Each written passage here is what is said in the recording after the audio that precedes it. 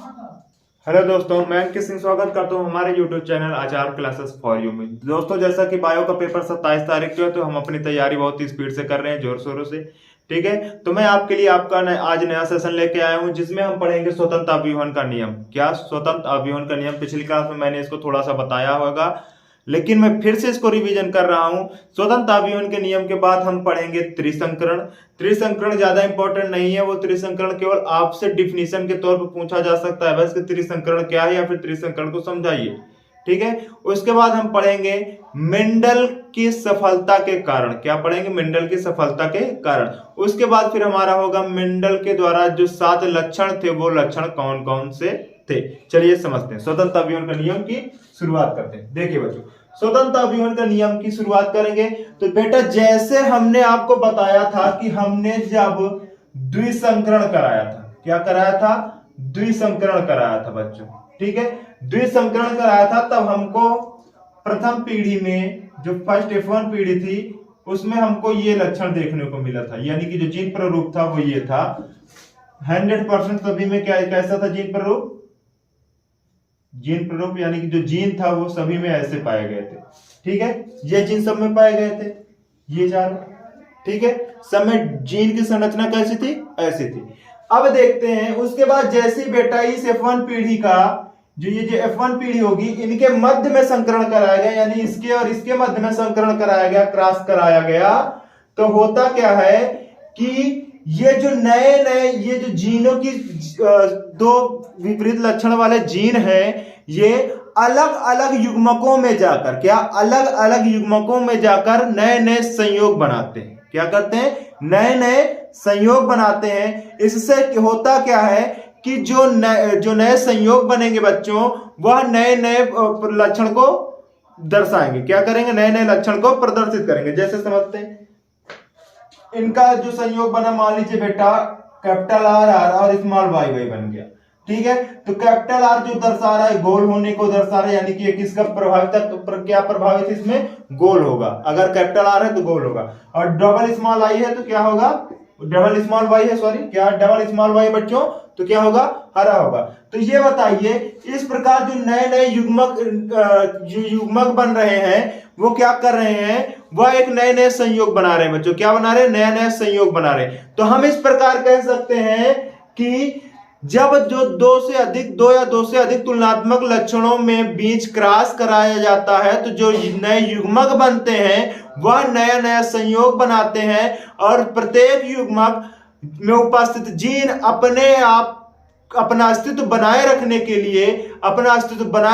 लिए बच्चों क्या करता है? एक पीढ़ी से दूसरी पीढ़ी में स्थानांतरित होता है और कुछ समय पश्चात अपना प्रभाव दिखाता है। ठीक है, जैसे कि हमने जब पहले वाले में देखा था बेटा, ये ठीक है, और इसमें क्रॉस कराएगा, तो पहली पीढ़ी में हमको सभी ये मिले थे, सभी लंबे पौधे मिले थे। जबकि हमें क्या हुआ था? F1 पीढ़ी में ये मिला था, और F2 पीढ़ी की बात कर रहे हैं हम, तो F2 पीढ़ी में शुद्ध लंबा और शुद्ध बौना पौधा हमको, यानी कि यही वाला हमको क्या मिल गया? F2 पीढ़ी में फिर से मिल गया है। तो स्वतंत्र अभिवहन का नियम यही कहता है कि दो तुलनात्मक लक्षणों में ध्यान में रखकर जो क्रॉस कराते हैं, या फिर उससे अधिक तुलनात्मक लक्षणों के क्रॉस कराएंगे, तो जो युग्मक बनेंगे वह अपना लक्षण प्रदर्शित करने के लिए स्वतंत्र होगा, उसमें किसी अन्य जीन का कोई हस्तक्षेप नहीं होगा। यही कहलाता है स्वतंत्र अभिवहन का नियम। चलिए ठीक है, अब आगे बच्चों हमने अभी क्या कहा था, इसके बाद हम पढ़ेंगे मेंडल की त्रिसंकरण। क्या पढ़ेंगे? त्रिसंकरण पढ़ेंगे। देखिए त्रिसंकरण क्या होता है? त्रिसंकरण बच्चों आपसे पूछा जाएगा तो केवल 2 नंबर में पूछा जाएगा। कितने नंबर में? 2 नंबर पूछा जाएगा त्रिसंकरण। ठीक है, त्रिसंकरण में होता क्या है कि जब 3 लक्षणों को ध्यान में रखकर क्रॉस कराया जाता है या फिर संयुग्मन कराया जाता है, तो उसे क्या कहेंगे बच्चों? त्रिसंकरण कहेंगे। क्या कहेंगे?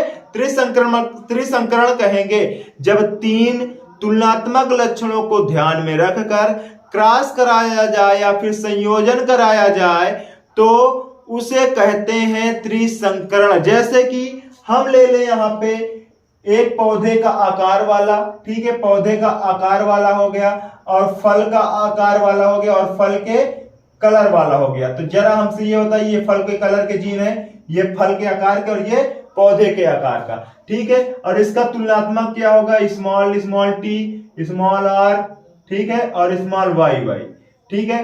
तो ये प्रदर्शित कर रहा है, ये लंबा होने के लिए प्रदर्शित कर रहा है बच्चों, और ये फल को क्या करेगा, गोल बनाएगा और ये पीला रंग देगा, ठीक है, ये होगा। जबकि इधर ये बौना बनाएगा, ठीक है, ये क्या करेगा, झुर्रीदार कर देगा, क्या बना देगा, झुर्रीदार बनाएगा, और ये हरा रंग प्रदर्शित करता है, ठीक है। आपको ये चीजें तो मैंने पिछली क्लास में बता दी थी द्विसंकरण समझाते वक्त। अब हमको ये देख रहे हैं, एक लक्षण ये हो गया, एक लक्षण ये, तो कितने लक्षण हो गए बच्चों, 3 लक्षण हो गए। तो इसका विपरीत लक्षण क्या होगा, 1 हो गया, 2 हो गया, 3 हो गया। यानी कि जब 3 तुलनात्मक लक्षणों के मध्य क्रॉस कराया जाता है तो उसे क्या कहेंगे, त्रिसंकरण कहेंगे, ठीक है, याद रहेगा बच्चों। चलिए इसके बाद हम समझते हैं मेंडल की सफलता के कारण। क्या, मेंडल की सफलता के कारण, मेंडल की सफलता के कारण समझते हैं। चलिए देखिए, मेंडल की सफलता के कारण, ये कई बार पूछा गया बच्चों, ये इंपॉर्टेंट है। क्या है ये, इंपॉर्टेंट है, ये क्वेश्चन कई बार पूछा जा चुका है। चलिए ठीक है, तो सबसे पहला कारण क्या होगा, इन्होंने किस पे किया था, बागानी मटर पे। क्या किया था बच्चों, बागानी मटर के पौधे पर रिसर्च किया था, जिसकी जीवन अवधि होती है, क्या जीवन अवधि होती है 3 से 4 माह। क्या होती है, 3 से 4 माह होती है। बागानी मटर के पौधे की जीवन अवधि कितनी होती है, 3 से 4 माह होती है। दूसरी कंडीशन क्या, इसे लैब में, कहां, लैब में आसानी से उगाया जा सकता है, आसानी से उगाया जा सकता था, ठीक है। तीसरा क्या होगा, तीसरा जो मटर का पौधा होता है बेटा, मटर का पौधा या फिर मटर का पुष्प लिखना, ठीक है, मटर का पुष्प उभयलिंगी होता है। क्या होता है, उभयलिंगी होता है। अब जरा आप हमको कमेंट करके बताइएगा कि उभयलिंगी किसको कहते हैं, उभयलिंगी किसको कहते हैं, ठीक है। और चौथा कारण क्या होता है बच्चों, इसमें स्वपरागण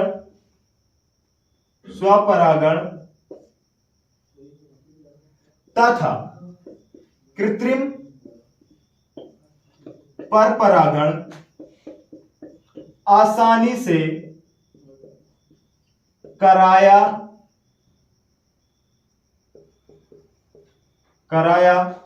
जा सकता है लिखते हैं, ठीक है, जा सकता है। और पांचवा क्या हो जाएगा, पहला बागानी मटर का था, ठीक है, 3 से इतने माह। दूसरा लैब में इसको आसानी से उगाया जा सकता था, ठीक है। चौथा क्या था, तीसरा क्या था, मटर का पुष्प उभयलिंगी होता है। क्या होता है, द्विलिंगी लिख सकते हैं इसको, क्या लिख सकते हैं, द्विलिंगी होता है, ठीक है, द्विलिंगी होता है बच्चों, ठीक है। उसके बाद इसमें स्वपरागण तथा कृत्रिम परपरागण आसानी से कराया जा सकता है, ठीक है। अब देखिए बच्चों, जीवन अवधि कम होने के कारण, जीवन अवधि कम होने के कारण एक साल में लगभग 3 से एक साल में लगभग 3 बार पौधे को उगाया जा सकता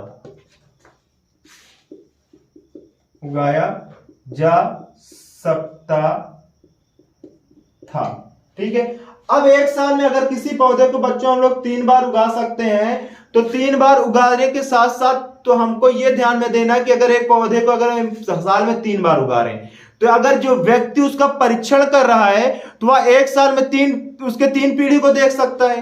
क्या कर सकता है, एक साल में उस पौधे की 3 पीढ़ी को आसानी से देख सकता है। तो यही कारण था, मेंडल ने मटर का पौधा जब लिया था तो उसमें यही कारण थे, यही अच्छाइयां थी जिसके कारण मेंडल का नियम सफल रहा। अब बच्चों आप इसका स्क्रीनशॉट लेना चाहते हो तो स्क्रीनशॉट ले लीजिए। इसके आगे मैं आपको बता रहा हूं कि मेंडल ने कौन से सात लक्षणों पर रिसर्च किया था। चलिए समझते हैं, और लक्षण को समझना जरूरी है बेटा, क्योंकि 7 दूनी 14 लक्षण हो जाते हैं अगर विपरीत लक्षण को मिला लेते हैं। ठीक है, चलिए मेंडल द्वारा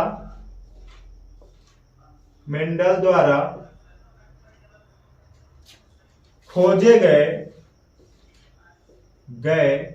7 लक्षण, या फिर मेंडल के द्वारा परीक्षण में प्रयोग किए गए 7 लक्षण। चलिए बात करते हैं। पहला लक्षण, पौधे का आकार।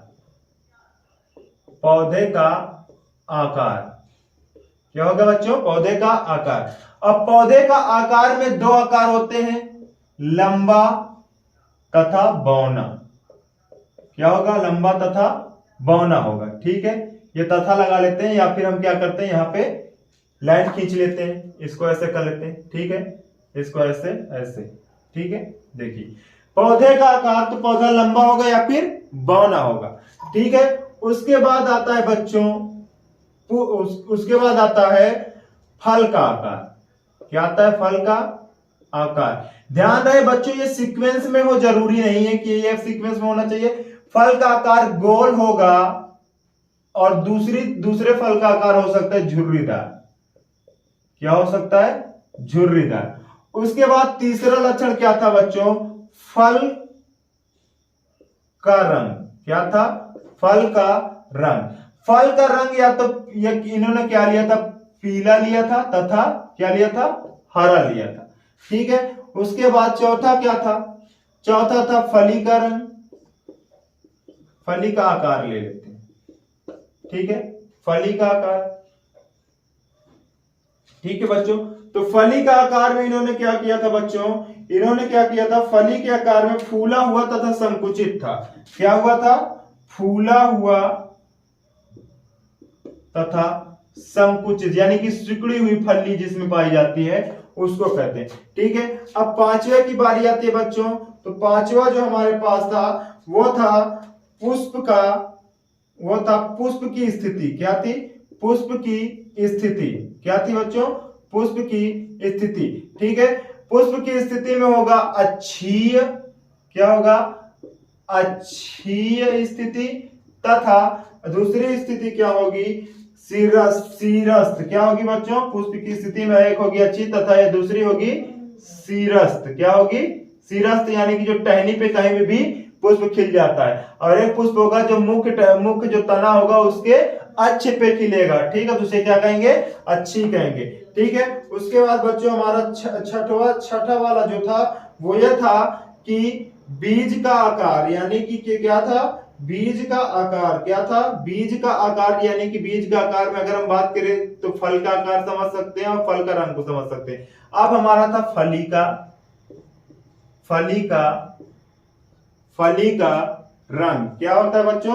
फली का रंग। क्या था? फली का रंग था। क्या था बच्चों? फली का रंग। तो देखिए, पौधे का आकार, फल का आकार, फल का रंग, और उसके बाद था फली का रंग। फली का रंग में बच्चों क्या क्या था? हरा और पीला। ये भी था। क्या था? ये भी हरा और पीला था। क्या था? ये भी हरा और पीला था। ठीक है, ये भी हरा और पीला था। और 7वां लक्षण जो था वह था बच्चों पुष्प का आकार। पुष्प का ये आकार था ना, पुष्प का रंग होता है। क्या होता है? पुष्प का रंग। क्या होता है बच्चों? पुष्प का रंग। तो पुष्प का रंग आपने देखा होगा बच्चों, पुष्प का रंग में मटर के पौधे में दो प्रकार के रंग पाए जाते हैं, बैगनी। कौन कौन से? बैगनी और सफेद। क्या कौन कौन से पाए जाते हैं? बैगनी और सफेद। तो ये चार्ट हो जाएगा। सबसे पहले होगा पौधे का आकार, जिसमें मेंडल के एक संकरण का नियम दिया था, एक संकरण समझाया था, वो था पौधे का आकार पे। उसके बाद हो जाएगा फल का आकार। ध्यान रहे बच्चों, ये फली का आकार भी हो सकता है। क्या भी हो सकता है? फली का आकार, या फिर देखिए मैं ये बता रहा हूं, ये फली का आकार, ये यहाँ पे आप बीज का रंग भी लिख सकते हैं। क्या लिख सकते हैं? बीज का रंग भी लिख सकते हैं। ठीक है, क्या लिख सकते हैं? बीज का रंग भी लिख सकते हैं। तो ध्यान रहे, बीज का रंग जो होगा बच्चों, तो बीज के रंग के साथ साथ इसको हम बीज पत्र का रंग लिख सकते हैं। क्या? बीज पत्र का रंग लिख सकते हैं। क्या लिख सकते हैं? बीज पत्र का रंग लिख सकते हैं। क्या लिख सकते हैं? बीज पत्र का रंग लिख सकते हैं। ठीक है, याद रहेगा। तो चलिए अगला जो होगा हमारा, वो अगला क्या होगा बच्चों? अगला हमारा बीज पत्र का रंग हो जाएगा। फिर उसके बाद फल का आकार हो जाएगा, जो फूला हुआ फली का आकार होगा। क्या? फली का आकार हो जाएगा, ये फल का आकार था। ठीक है, ये फल का आकार था, यानी कि ये फल की जगह ये बीज भी हो सकता है। क्या हो सकता है? बीज भी हो सकता है। आप लिख सकते हैं आसानी से, बीज का आकार होगा, बीज का रंग होगा, फली का आकार होगा। फली का आकार आपने देखा होगा, मटर की जो फली होती है वो एक सिकुड़ी हुई होती है बच्चों, और एक फूली हुई होती है। उसमें अंदर दाने छोटे पाए जाते हैं, लेकिन उसकी जो फली होती है ज्यादा फूली हुई होती है। ठीक है, जबकि यहाँ पे अगर हम बात करें फल के आकार की, तो जो उसका बीज होता है, क्या जो उसका बीज होता है वह उसका फल होता है। तो वह क्या होगा? गोल होता है और झुर्रीदार होता है। ठीक है, बीज पत्र का रंग, जो उसका बीज होगा, जो मटर का बीज होता है उसका रंग पीले वाली मटर होती है और हरी वाली मटर थी। ठीक है, फली का आकार बता चुके हैं अभी। और पुष्प की स्थिति, पुष्प की स्थिति हमने बताया कि जो मुख्य तने से होकर जो ऊपर तने पे रहता है उसे अच्छी कहते हैं, और शीरस्थ जो किसी भी टहनी के सबसे ऊपर पाया जाए उसे क्या कहेंगे? शीरस्थ स्थिति कहेंगे। ठीक है, उसके बाद फली का रंग, फली का रंग बेटा जो आपकी फली होती है, यानी कि जो फली होती है, एक मटर होता है उसमें ढेर सारे बीज पाए जाते हैं, उसकी फली होती है, उसका भी रंग अलग अलग होता है। ठीक है, तो उसका भी रंग क्या हो जाएगा? हरा और पीला हो जाएगा। उसके बाद बच्चों आती है पुष्प का रंग। तो मटर में के पौधा जो होता है उसके दो रंग के पुष्प होते हैं, बैगनी होता है और एक व्हाइट होता है। कभी कभी देखेंगे बच्चों यह सप्रभाविता के नियम का भी पालन करेगा, और सप्रभाविता का नियम के पालन में बैगनी और जो सफेद पुष्प होंगे वह पुष्प दोनों ही कलर को बराबर दिखाएगा। ठीक है, यानी कि पुष्प का कुछ भाग बैगनी होगा, कुछ भाग सफेद होगा, तो वह सप्रभाविता का नियम होता है। तो चलिए अब हम बात करते हैं इसमें जीनों के द्वारा सप्रभाविता का नियम, या फिर उसके जो क्या कहलाते हैं, सप्रभाविता का नियम है, अपूर्ण प्रभाविता है, और सप्रभाविता अपूर्ण प्रभाविता है, और तो उसके बारे में हम जानते हैं। चलिए समझते हैं क्या होता है। देखिए, तो सबसे पहले दोस्तों हम बात करते हैं अपूर्ण प्रभाविता। किसकी बात करते हैं? अपूर्ण प्रभाविता। किसकी बात करते हैं? अपूर्ण प्रभाविता की बात करते हैं। ठीक है, अपूर्ण प्रभाविता क्या होती है? तो जरा हमको ये बताइए बच्चों, अगर हम ये कहें कि हमारे पास लाल रंग है, ठीक है, और इधर सफेद रंग है, यानी कि हम स्मॉल आर लिखेंगे, इसको क्या लिखेंगे? स्मॉल आर लिखेंगे। सफेद रंग को किससे प्रदर्शित कर रहे हैं? स्मॉल आर से प्रदर्शित कर रहे हैं। अब जब इसमें और इसमें क्रॉस कराया गया तो हमको ये मिल रहा है ना? मिल रहा है। लेकिन हम ये कहें कि ये पालन करेगा अपूर्ण प्रभाविता की। किसका पालन करेगा? अपूर्ण प्रभाविता की। तो यहाँ कैपिटल आर ना होके बच्चों, यहाँ भी सॉरी, यहाँ स्मॉल आर ना होके यहाँ भी कैपिटल आर हो जाएगा, और ये 1 1 हो जाएगा। क्या हो जाएगा?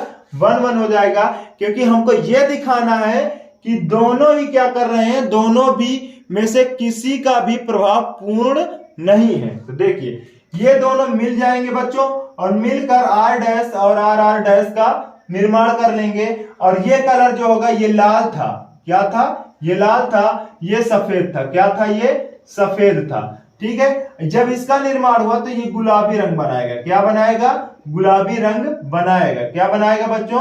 गुलाबी रंग बनाएगा। तो अब देखिए ये शब्द क्या कह रहा है, जो अपूर्ण प्रभाविता शब्द है वो क्या कह रहा है। ठीक है, देखिए वो क्या कह रहा है बच्चों, वो ये कह रहा है कि दो तुलना, जब हमारे पास एक तुलनात्मक लक्षण हो, उस लक्षण की क्वालिटी क्या होगी कि उसमें उपस्थित जो जीन होगा बच्चों, उसमें से दोनों जीनों में से कोई भी जीन प्रभावी नहीं होगा। क्या नहीं होगा? प्रभावी नहीं होगा। दोनों मिलकर एक नई प्रजाति को उत्पन्न करेंगे, एक नई जाति को उत्पन्न कर देंगे, या फिर एक नया संयोग बनाएंगे। ठीक है, ये किसके कारण हो रहा है? ये कारण हो रहा है अपूर्ण प्रभाविता का, यानी कि दोनों में से कोई भी लक्षण अपना प्रभाव पूर्ण रूप से ना दिखा पाएगा, अर्थात दोनों ही अपूर्ण रूप से अपना प्रभाव दिखाएंगे। इस प्रकार एक नई प्रजाति जन्म लेती है, और इसे क्या कहते हैं? अपूर्ण प्रभाविता कहते हैं। चलिए ठीक है, तो मैं उम्मीद करता हूं बच्चों आपको अपूर्ण प्रभाविता समझ में आई होगी। आप इसको ऐसे भी कर सकते हैं बच्चों, और इसको ऐसे भी कर सकते हैं, ये लाल हो जाएगा और ये सफेद हो जाएगा। ठीक है, आप इसमें क्रॉस कराइए और ये लिख दीजिए, इसमें क्रॉस कराइए और ये लिख दीजिए, कैपिटल और एक स्मॉल लिख दीजिए और यहाँ पे सीधा लिख दीजिए ये गुलाबी है। ठीक है, क्या है बच्चों, ये गुलाबी है और ये भी गुलाबी। ठीक है, तो ये इस प्रकार लाल और सफेद मिलकर गुलाबी पुष्प बना देते हैं। नई जाति जो उत्पन्न होगी वह गुलाबी पुष्प को उत्पन्न करेगी। तो इससे एक लाल से एक सफेद, लाल सफेद को मिलाकर गुलाबी उत्पन्न हो गया। इस प्रकार एक नई प्रजाति का जन्म हो जाता है। अर्थात दोनों में से कोई भी जीन अपना लक्षण पूर्ण रूप से प्रभावित नहीं कर पाता है, नहीं दिखा पाता, इसलिए क्या कहते हैं, इसे अपूर्ण प्रभाविता का नियम कहते हैं। क्या कहते हैं, अपूर्ण प्रभाविता का नियम कहते हैं। चलिए बच्चों, अब आगे बात करते हैं हम लोग सहप्रभाविता। क्या बात करते हैं, सहप्रभाविता का। ठीक है, सहप्रभाविता बच्चों इंपॉर्टेंट है। क्यों इंपॉर्टेंट है, क्योंकि ये उदाहरण अगर पूछ लेता है तो कोई बता नहीं पाता। ठीक है, सहप्रभाविता, सहप्रभाविता, सहप्रभाविता का मैं आपको आपके आसपास का उदाहरण बता दूंगा, बहुत इजी उदाहरण है। ठीक है, देखिए सह का मतलब क्या होता है बच्चों, साथी। क्या होता है, साथी। अब आप अपने दोस्त के साथ रहते हैं तो आपसे कोई पूछता है कि ये कौन है आपका, तो आप कह देते हैं ये हमारा सहपाठी। क्या है, सहपाठी, यानी कि हमारे साथ में पढ़ने वाला है। ठीक है, क्या है, साथ में पढ़ने वाला। अब इस शब्द का क्या मतलब हो जाएगा, जो साथ में प्रभाविता का पालन करे। क्या करे, जो अपने लक्षण को साथ में प्रदर्शित कर दे, प्रभावित करे। प्रभावित दो यानी कि दोनों लक्षण, जैसे अगर हम यहां पे ले लें बच्चों, सफेद ले लें, काला और सफेद। क्या ले लें, काला और सफेद ले लें। ठीक है, तो बी से इसको प्रदर्शित कर रहे हैं, इसको डब्ल्यू से प्रदर्शित कर रहे हैं। ठीक है, ये ब्लैक और ये व्हाइट ले ली। अब इन दोनों में क्रॉस कराने पे हमको देखने को क्या क्या मिल रहा है बच्चे, ये बी डब्ल्यू और ये क्या हो जा रहा है, बी डब्ल्यू होता जा रहा है। मैं ध्यान रहे, मैं एग्जाम्पल ले रहा हूं, आप एग्जाम्पल के तौर पे कुछ भी दे सकते हैं। एग्जाम्पल में जरूरी नहीं है कि आप बुक में छपा हुआ भी एग्जाम्पल दें, ऐसा कुछ नहीं है। और ये जो मैं बता रहा हूं वो बुक में आपको कहीं ना कहीं मिल जाएगा। ठीक है, चलिए समझते हैं। ये काले का, ये सफेद का है। अगर हम बात करें कि ये काली गाय है, ठीक है, और जो अभी मैं आपको बता दे रहा हूं, ठीक है, पहले समझ लीजिए, ये काला और सफेद के बीच में क्रॉस कराया गया तो इसकी जो संतति उत्पन्न हुई, जो क्या हुआ, नए संतति उत्पन्न हुई बच्चों, वह क्या हुई, वह उसमें क्या देखा गया कि जो जीव उत्पन्न हुआ, जो अगली संतति उत्पन्न हुई, उसका कुछ शरीर का कुछ भाग काला है और कुछ भाग सफेद है। कुछ भाग क्या हुआ, काला है और कुछ भाग सफेद है। तो इस प्रकार बच्चों हम ये देख रहे हैं कि जब काला और सफेद के बीच क्रॉस कराया गया, क्रॉस कराने पर शरीर का कुछ भाग यदि काला हो जाए और कुछ भाग सफेद हो जाए तो हमको यह देखने को मिलता है कि दोनों में से कोई भी एक दूसरे पर प्रभावी नहीं हो पाया, जबकि दोनों साथ में प्रभावी हुए। दोनों में से कोई भी कम नहीं था, दोनों में से कोई भी एक दूसरे के प्रभाव को कम नहीं कर पाया और दोनों एक साथ अपना प्रभाव दिखा दिए। तो और दोनों ही रंग एक साथ हमको दिखने लगे, तो ये क्या कहलाएगा, सहप्रभाविता का नियम कहलाएगा। अगर आपको ना समझ में आए तो मैं इसको समझा रहा हूं, समझिए। अगर माना जाए बेटा ये मादा और ये नर, ठीक है, मादा पूरी काली, अगर इसकी गाय की बात करें, ठीक है, और ये बैल होगा। ठीक, अब इसका युग्मक और इसका युग्मक जो बनेगा, तो चलिए समझते हैं, इसको थोड़ा डिटेल से समझ लेते हैं। ठीक है, अब ये इनके लिंग निर्धारण सूत्र, गुण सूत्र हैं। तो इसका एक युग्मक बच्चों ये बना और एक युग्मक ये बना, ठीक है, और इसका भी एक युग्मक ये बना और एक युग्मक ये बना। इस युग्मक के साथ जब क्रॉस हुआ तो ये मिला, ठीक है, इसका इसके साथ क्रॉस करा देते हैं। और ध्यान रहे हम केवल 2 ही क्रॉस करा रहे हैं, और जबकि होंगे कितने, 4 बनेंगे। यहाँ पे कितने बनेंगे, 4 बनेंगे। देखिए ये हुआ। तो देखने को ये मिलता है बच्चों कि जब गाय बछड़े को या फिर बछड़ी को जन्म देती है, जब बच्चे को जन्म देती है, तो उसका कुछ भाग सफेद हो जाता है और कुछ भाग काला हो जाता है। ये बकरियों में भी आसानी से देखा जा सकता है और घोड़ों में भी आसानी से देखा जा सकता है। ठीक है, तो वहां पे किसका नियम का पालन होगा? सप्रभाविता के नियम का पालन होगा बच्चों। किसके पालन होगा? सप्रभाविता के नियम का पालन होगा। ठीक है, तो सप्रभाविता का नियम बच्चों आपको समझ में आया? ये होता है सप्रभाविता का नियम। आप अगर इसका स्क्रीनशॉट लेना चाहते हो बच्चों तो ले लें। ठीक है, तो चलिए मैं आपको एक चीज और बता दे रहा हूं इसके आगे, बहुविकल्पता। बहुविकल्पता, ठीक है, बहुविकल्पता क्या होती है? ठीक है, जब एक ही लक्षण को प्रदर्शित करने के लिए दो या दो से ज्यादा जीन उत्तरदायी हो जाए उसे कहते हैं बहुविकल्पता। क्या कहते हैं? जब एक ही लक्षण को प्रदर्शित करने के लिए दो या दो से अधिक जीन उत्तरदायी हो जाए, यानी कि प्रदर्शित करने के लिए प्रस्तुत हो जाए, तो उसे कहते हैं बहुविकल्पता। ठीक है, और कभी कभी होता क्या बच्चों, बहुविकल्पता के कारण घातक जीन की उत्पत्ति हो जाती है। किसके जीन? कैसे जीन की? घातक जीन की उत्पत्ति हो जाती है, जिसके कारण बीज में अंकुरण ही नहीं होता और वह बीज नष्ट हो जाता है। उसके भ्रूण निर्माण के समय बीज नष्ट हो जाता है। ठीक है, ये घातक, इसके कारण घातक जीन भी उत्पन्न हो सकते हैं। और घातक जीन किसे कहते हैं? घातक जीन ऐसे जीन होते हैं जिनके कारण बीज भ्रूण में ही नष्ट हो जाता है, या फिर बीज अंकुरण ही नहीं करता है। ठीक है, अंकुरण को ही नष्ट कर देता है। ठीक है, उसे क्या कहेंगे? घातक जीन कहेंगे। ठीक है बच्चों, उसके बाद हमारे पास है बच्चों पूरक जीन। क्या? पूरक जीन। चलिए समझते हैं पूरक जीन क्या होता है। पूरक जीन क्या होता है? पूरक जीन क्या होता है? ठीक है, ये पूरक जीन हो गया। उसके बाद होता है बच्चों संपूरक जीन। क्या होता है? संपूरक जीन। संपूरक जीन होता है। ठीक है बच्चों, चलिए देखते हैं पूरक जीन क्या होता है। देखिए, अभी हमने बहुविकल्पता बताई आपको। ठीक है, उम्मीद करते हैं बहुविकल्पता समझ में आई होगी। पूरक जीन क्या होता है? जब किसी लक्षण को एक जीन या एक से अधिक जीन प्रदर्शित करने वाले हों। क्या? एक या एक से अधिक जीन प्रदर्शित करने वाले हों, दोनों में से कोई भी जीन स्वतंत्र रूप से उस लक्षण को प्रदर्शित ना कर पाए।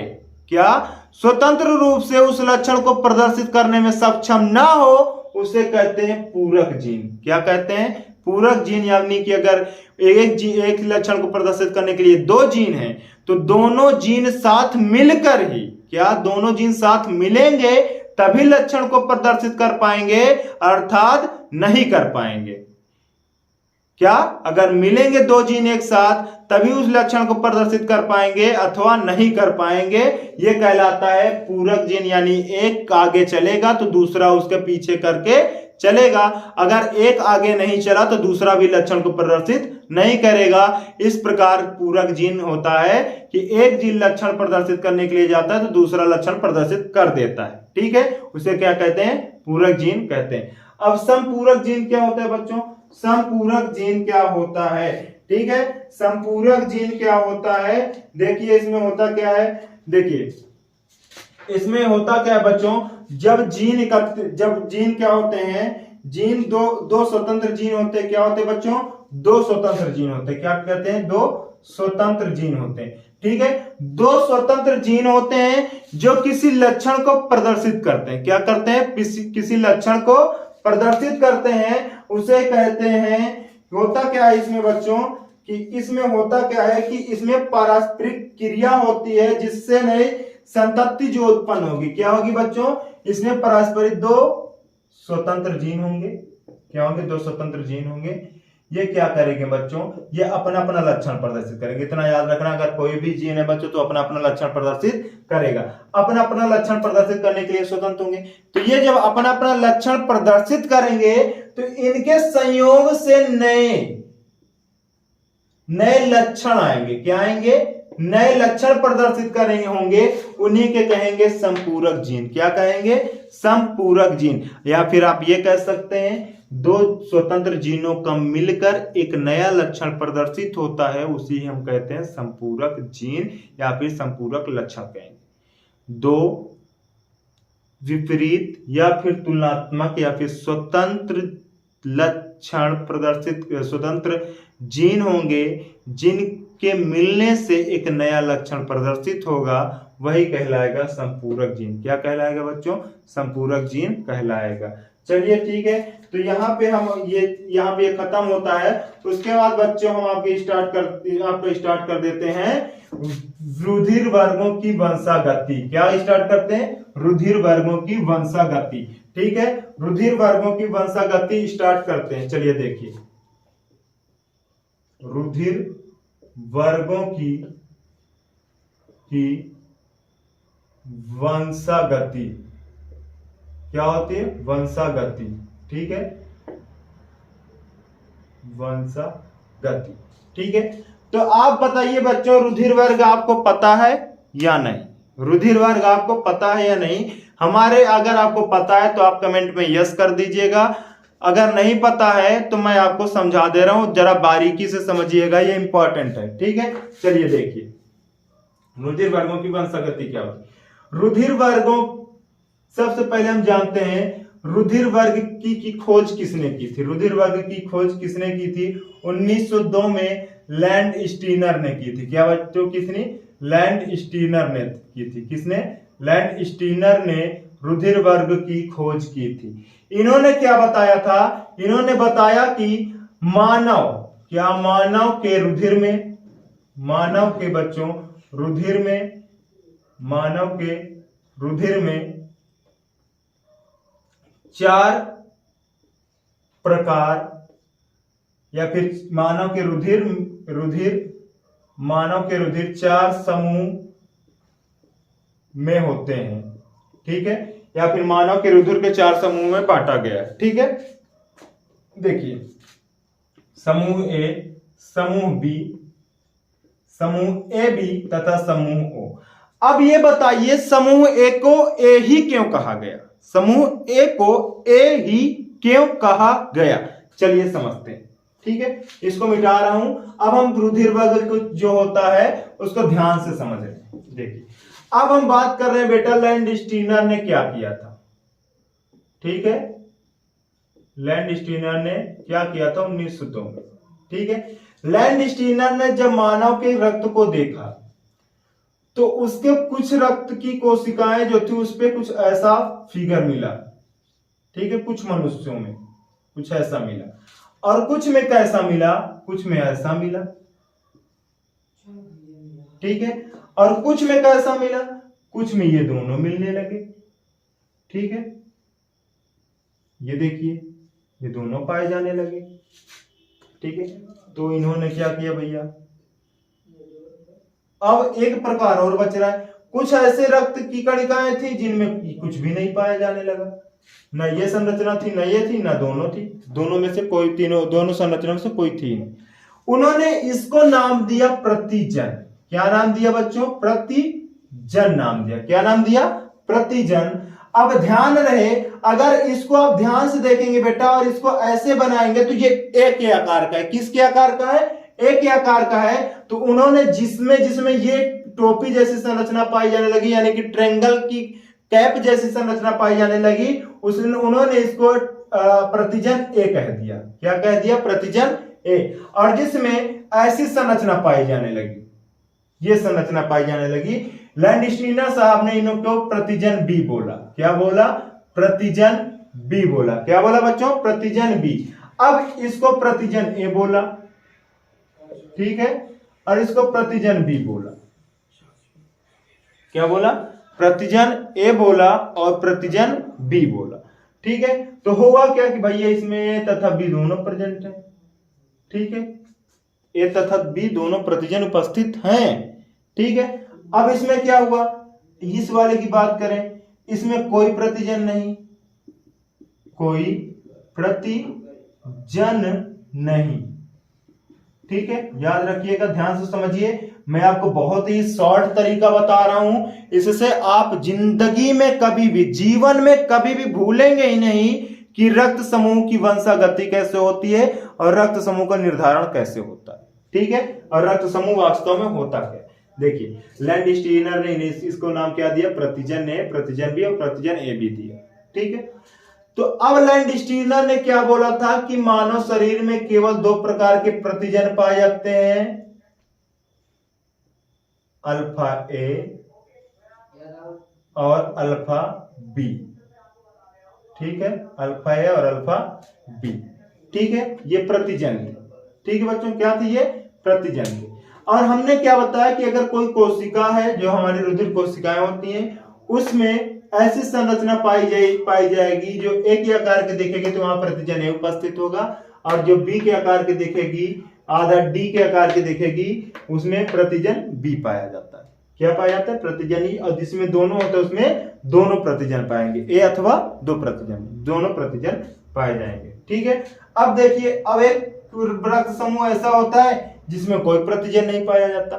ठीक है, तो अब ध्यान से समझिएगा बेटा, जब किसी रक्त में प्रतिजन ए उपस्थित हो तो उसका रक्त समूह ए होता है। क्या, ध्यान से समझिएगा, जब प्रतिजन, क्या प्रतिजन, प्रतिरक्षी नहीं, प्रतिजन ए उपस्थित हो तो उसका रक्त समूह क्या होगा, ए होगा। क्या होगा, ए होगा। उसके बाद बात करते हैं, प्रतिजन बी उपस्थित होगा तो रक्त समूह बी होगा, और प्रतिजन ए बी उपस्थित होगा बच्चों तो रक्त समूह क्या होगा, ए बी होगा।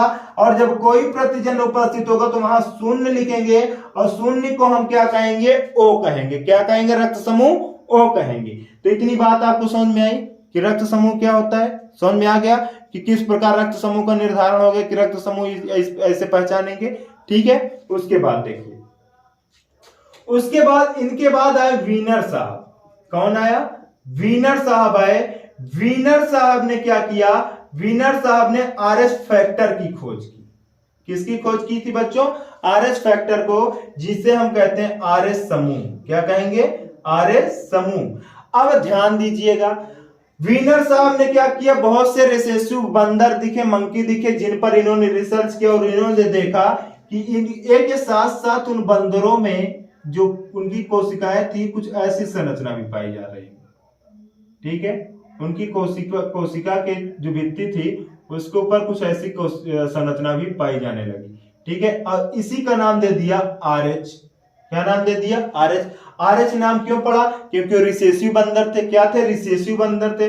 ठीक है, उसका नाम इन्होंने क्या रख दिया, आरएच कर दिया। अब बायो का नियम क्या कहता है बच्चों, बायो का नियम क्या कहता है, बायो का नियम क्या कहता है बच्चों, कि अगर कोई चीज आपके पास है तो मतलब आप पॉजिटिव हैं। क्या है, पॉजिटिव हैं। तो जैसे ही उन्होंने ये कहा कि इसमें ये देखिए आरएच फैक्टर उपस्थित है, वैसे ये रक्त समूह ए पॉजिटिव हो गया। यानी कि अगर प्रतिजन ए के साथ आरएच समूह उपस्थित है तो वह उसका रक्त समूह ए पॉजिटिव होगा। क्या होगा, ए पॉजिटिव होगा। अगर आरएच समूह नहीं उपस्थित है तो रक्त समूह ए निगेटिव हो जाएगा। अगर प्रतिजन ए के साथ आरएच समूह नहीं पाया जाएगा तो उसका रक्त समूह ए निगेटिव होगा। ठीक है, अब बात कर रहे हैं पॉजिटिव और निगेटिव की। बी में भी सेम कंडीशन हो गई,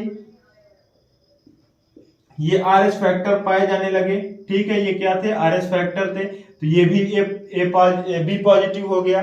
ठीक है, सेम कंडीशन ए बी वाले में था तो ये भी ए बी पॉजिटिव हो गया। ठीक है, अब ओ वाले में क्या पाया जाने लगा, ये देखिए ओ वाले में भी क्या पाया जाने लगा, ये वो पाया जाने लगा बच्चों, आरएच समूह पाया जाने लगा। क्या पाया जाने लगा, आरएच फैक्टर पाया जाने लगा। ठीक है, इसको अच्छे से बना लीजिएगा बच्चों नोट में, क्या पाया जाने लगा, आरएच फैक्टर पाया जाने लगा। और जब आरएच फैक्टर पाया जाने लगा बच्चों तो ये भी पॉजिटिव हो गया और ये रक्त समूह ओ पॉजिटिव हो गया। क्या हो गया, ओ पॉजिटिव हो गया। तो इस प्रकार ये होता है रुधिर वर्ग। क्या होता है, रुधिर वर्ग होता है। ठीक है, आप इसका स्क्रीनशॉट ले लीजिएगा बच्चों और ऐसे फिगर बना के नोट्स बना लीजिएगा, आपको आसानी से समझ में आ जाएगा। और वैसे भी अब नोट्स नहीं, आप रफली काम करिए, उसको अपने दिमाग में बैठाने की कोशिश करिए कि ये होता क्या है। ठीक है, तो चलिए बच्चों इसके आगे फिर समझते हैं कि इसकी वंशागति कैसे होती है। क्या, इसकी वंशागति कैसी होती है। अच्छा, एक चीज और छूट रहा है हमसे छूट रहा है बच्चों प्रतिरक्षी। क्या छूट रहा है, प्रतिरक्षी। तो जरा यहां पे देखिएगा ध्यान से। ठीक है, प्रतिरक्षी। ठीक है, प्रतिरक्षी की बात करते हैं। प्रतिरक्षी, प्रतिरक्षी का आकार आपने देखा होगा वाई के आकार का होता है, ऐसे कुछ आकार का होता है प्रतिरक्षी, ठीक है। और उसमें ऐसी संरचनाएं पाई जाती हैं चार इसके इसमें, ठीक है। और कुछ प्रतिरक्षी में बच्चों ऐसी संरचना पाई जाती है। तो इस संरचना वाले प्रतिरक्षी को कहते हैं प्रतिरक्षी बी, और इसको कहते हैं प्रतिरक्षी ए। क्या कहते हैं? प्रतिरक्षी ए कहते हैं। क्या कहते हैं? प्रतिरक्षी ए कहते हैं। इसको प्रतिरक्षी ए कहेंगे और प्रतिरक्षी बी कहेंगे। अब ध्यान से समझिएगा, जब किसी का रक्त समूह ए है, क्या है? रक्त समूह बच्चों ए है, तो ध्यान रखिएगा उसके ठीक उल्टा उसमें प्रतिरक्षी पाया जाएगा, प्रतिरक्षी बी। क्या पाया जाएगा? प्रतिरक्षी बी। अगर हम इसकी बात करें, इसका प्रतिजन ए उपस्थित हो तो यहां प्रतिरक्षी बी पाया जाएगा। क्या पाया जाएगा बच्चों? बी पाया जाएगा। और इसमें प्रतिजन बी उपस्थित है तो यहां पे प्रतिरक्षी ए पाया जाएगा। क्या पाया जाएगा? ए पाया जाएगा। अब सबसे ज्यादा सोचने वाली बात, अगर किसी में प्रतिजन ए और बी दोनों उपस्थित है, प्रतिजन ए और बी दोनों उपस्थित है, तो वहां पे बच्चों प्रतिरक्षी क्या होगा? क्या होगा प्रतिरक्षी? कमेंट करिए क्या होगा? प्रतिरक्षी क्या होगा? कमेंट करिए जल्दी, ठीक है। वहां पे प्रतिरक्षी नहीं पाया जाएगा। क्या होगा बच्चों? नहीं पाया जाएगा, ठीक है। वहां पे प्रतिरक्षी नहीं पाया जाएगा जहां पे अगर प्रतिजन ए और बी दोनों उपस्थित हैं, ठीक है। उसके बाद हम बात करते हैं ओ की बात करते हैं। अब बताइए ओ में तो कोई प्रतिजन ही नहीं, कोई प्रतिजन नहीं है, तो इसमें होगा क्या बच्चों? इसमें जो प्रतिरक्षी होगा, क्या होगा? प्रतिरक्षी होगा, वो या तो ए पाया जाएगा या तो बी, यानी कि दोनों में विकल्पता है, वो चाहे ए भी हो सकते हैं और बी भी हो सकता है ओ के साथ, ठीक है। तो ये आप स्क्रीनशॉट ले लीजिएगा, इसको अच्छे से नोट्स में बना लीजिएगा, ठीक है। ध्यान रहे, अगर प्रतिजन ए है तो उसमें प्रतिरक्षी बी पाया जाएगा, प्रतिजन ए बी है तो प्रतिरक्षी ए पाया जाएगा। अगर प्रतिजन ए और बी दोनों पाया जाता है यानी रक्त समूह ए बी है तो उसमें कोई भी प्रतिरक्षी नहीं पाया जाएगा, ठीक है। चलिए ठीक है। उसके बाद बच्चों चलिए आगे समझते हैं, रुधिर वर्गों की वंशागति देखते हैं कि किस प्रकार इसमें वंशागति का नियम लगता है। चलिए अब इसमें जान लेते हैं। इसमें केवल बच्चों आपको दो चीज ध्यान में रखनी है। क्या चीज ध्यान में रखनी है? दो चीजें ध्यान में रखनी है। चलिए एक चार्ट बना रहे हैं हम, उस चार्ट को बना लीजिए, उसके बाद इस सेशन को यहीं खत्म करते हैं। रुधिर वर्गों की वंशागति आज कंप्लीट हो गया, आपका ये सिलेबस खत्म हो जाएगा लगभग, ठीक है। कल ये चैप्टर खत्म हो जाएगा बच्चों। उसके बाद हम 2-3 दिन में 27 तारीख से पहले हम आणविक सिद्धांत आपका खत्म कर देंगे। चलिए देखिए, आप चार्ट बना लीजिए, ठीक है। इधर लिख लीजिए प्रतिजन,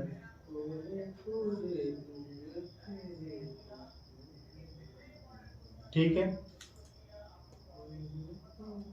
इधर लिख दीजिए लक्षण, ठीक है। क्या लिख दीजिएगा? एक साइड लिख दीजिएगा प्रतिजन, एक तरफ लिख दीजिएगा लक्षण।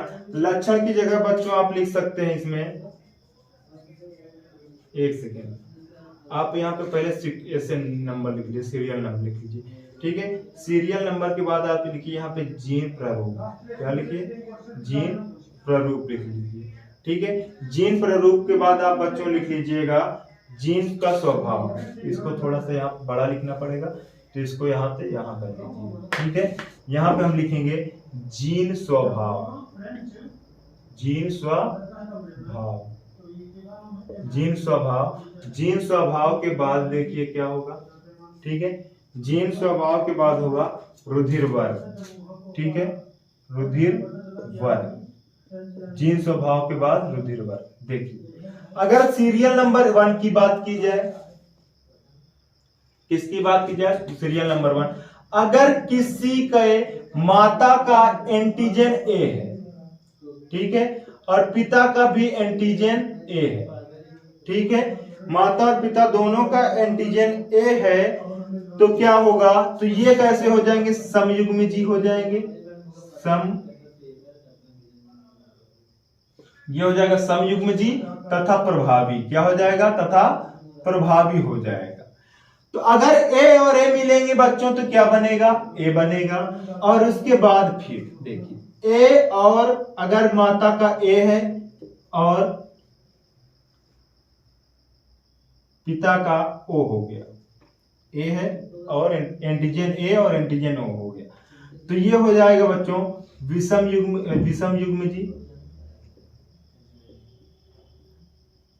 युग्मजी तथा प्रभावी।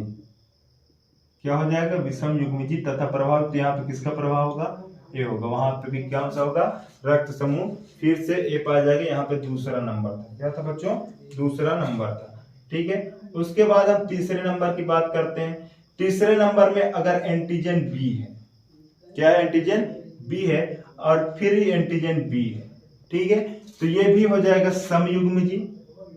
क्या हो जाएगा बच्चों, समयुग्मजी हो जाएगा, समयुग्मजी हो जाएगा और प्रभावी होगा।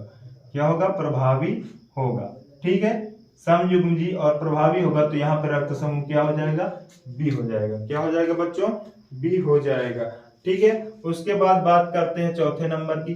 चौथे नंबर पे यहाँ पे फिर बी हो जाएगा और यहाँ पे अगर ओ हो जाए, ठीक है, क्या हो जाए, बी हो जाए और ओ हो जाए। ध्यान से रखिए, अगर इसको चाहे माता मान लीजिए चाहे इसको माता मान लीजिए, एक को नर मानिए एक को मादा मान लीजिए, अगर ये दोनों एंटीजन मिलेंगे, मिलने के बाद समयुग्मजी होगा, बी भी मिलेंगे बच्चों। अगर माता का एंटीजन ए है और पिता का एंटीजन बी दोनों का अगर एंटीजन ए बी भी है तो दोनों समयुग्मजी होगा, प्रभावी हो जाएगा, रक्त समूह क्या बनेगा, ए बी बनेगा। ठीक है, चलिए यहां पे बेटा हो जाएगा विषम युग्मजी। क्या हो जाएगा, विषम युग्म जी हो जाएगा और विषम युग्म जी के साथ साथ ये प्रभावी होगा। क्या होगा, प्रभावी होगा और यहाँ भी रक्त समूह बी पाया जाएगा। ठीक है, उसके बाद पांचवी कंडीशन आती है।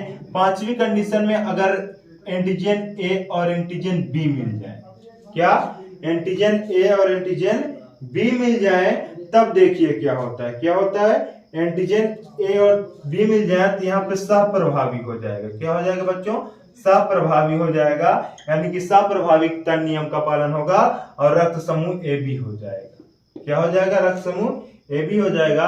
और छठी कंडीशन होती है अगर एंटीजन ओ और एंटीजन ओ मिल जाए।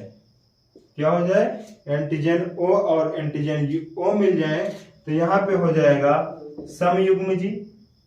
क्या, समयुग्मजी, समयुग्मजी हो जाएगा और ये होगा अप्रभावी।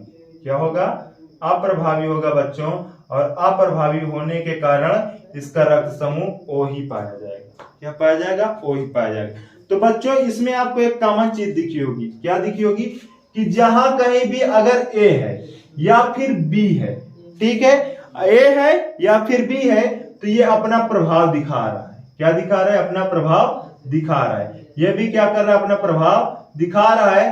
तो रुधिर वर्गों की वंशागति में आपको बस ये ध्यान देना है, अगर माता का ए है और पिता का बी है तो दोनों सप्रभाविता का नियम का पालन करके रक्त समूह ए भी हो सकता है, बी भी हो सकता है और ए भी हो सकता है। क्या हो सकता है, ए बी और ए भी हो सकता है, अथवा बी होगा या फिर ए बी भी हो सकता है, यानी तीनों हो सकते हैं, ए हो सकता है, बी हो सकता है और ए बी हो सकता है। ठीक है, बच्चे का रक्त समूह ये हो सकता है। ठीक है, तो यहां भी अगर ए दिखेगा तो ये प्रभावी होगा और बी दिखेगा तो ये भी जहां दोनों साथ में दिख जाए वहां सप्रभावी होगा। क्या होगा बच्चों, सप्रभावी होगा, यानी कि दोनों बराबर प्रभाव दिखाएंगे और रक्त समूह क्या बन जाएगा, ए बी बन जाएगा। अगर ए के साथ ओ आ रहा है, ए के साथ ओ आ रहा है तो ए प्रभावी होगा, जबकि ये अप्रभावी होगा। क्या होगा, अप्रभावी होगा। इस प्रकार आप अच्छे से जान सकते हैं कि जिसका प्रतिजन नहीं होता है वह अप्रभावी होता है और बच्चों ओ में कोई प्रतिजन नहीं पाया जाता, इसलिए रक्त समूह ओ अप्रभावी होता है। तो बच्चों आज के सेशन को यहीं खत्म करते हैं। उम्मीद है कि आपको यह टॉपिक बहुत अच्छे से समझ में आया होगा। मैंने आपको पूरा मतलब अपना बेस्ट देने की कोशिश की है ताकि आसानी से समझ में आ जाए। और बेटा मैं आपको बहुत ही शॉर्ट तरीके से समझा रहा हूं, बहुत ही शॉर्ट तरीके से समझा रहा हूं, क्योंकि आपका एग्जाम जो बस 27 तारीख को ही है। ठीक है, और 27 तारीख को बच्चों आप अपना बेस्ट दीजिएगा और इतना अच्छे से लिख के आइएगा कि वास्तव में कॉपी जो चेक करे वो नंबर 1 भी ना काट पाए, जरा भी नंबर वो काटने से पहले 1000 बार सोचे बच्चे ने तो पूरा लिखा हुआ है मैं नंबर किस बात के काटूं। ठीक है बच्चों, उम्मीद करता हूं आप लोग अच्छे होंगे, खुशहाल होंगे, बिना टेंशन के बच्चों पढ़ाई करिए, क्योंकि आप जितना टेंशन लेंगे उतना ज्यादा आपका ब्रेन डाइवर्ट होगा, ब्रेन में प्रेशर पड़ेगा और आप पढ़ाई में मन नहीं लगा पाएंगे। बिना टेंशन के एकदम फ्री माइंड होकर पढ़ाई करिए बच्चों, और ध्यान रहे पढ़ाई को कभी कभी मजाक में भी पढ़ाई कर लिया करिए, क्योंकि मजाक मजाक में पढ़ाई की जाए तो वह कुछ अच्छा हो सकता है। ठीक है, और ध्यान रहे सीरियस होके भी पढ़ना है, ये नहीं कि आप मजाक करके पढ़ रहे हैं तो मजाक की तरह उड़ा दिए काम खत्म। सीरियस होके भी पढ़ना है और सीरियस के साथ मजाक करना है। ठीक है, जैसे आप पढ़ रहे हैं तो आपका कोई घूमने का मन हो गया, टहलने का मन हो गया, तो पढ़ते पढ़ते आधे, मान लीजिए आप 2 घंटे पढ़े, 2 घंटे के बाद 10-15 मिनट का रेस्ट लेना जरूरी होता है बच्चों, तो 10-15 मिनट घूम टहल के आइए, उसके बाद पढ़िए। अच्छा, आपको एक चीज पता होगी, जिस चीज में आपका मन लगता है, जिस चीज में आपको मजा आती है, क्या आती है, मजा आती है, उसको पढ़ने का ज्यादा मन होता होगा आपका। ठीक है, आपका ज्यादा मन होता होगा, या फिर वो काम करने का ज्यादा मन होता है, तो कुछ ऐसा करिए, पढ़ाई को इंटरेस्टिंग बनाइए जिससे कि आपको पढ़ाई से भी मजा आने लगे और पढ़ाई में आपका मन लगा रहे। ठीक है बच्चों, उम्मीद करता हूं आपको मेरी बात समझ में आ गई होगी। तो अब बच्चों आप 27 तारीख के लिए जोरदार मेहनत करिए, और कम से कम नहीं 90 प्लस तो आपको जाना ही है, 100% 90 प्लस आपको जाना ही है, चाहे जो हो जाए। ठीक है, और जो बच्चे बेस्ट देना चाहते हो अपना, वो 95 प्लस भी जा सकते हैं। और बच्चों जितने ज्यादा आप मेहनत करेंगे उतने ज्यादा आपके नंबर स्कोर में आएंगे। ठीक है, चलिए बच्चों, धन्यवाद।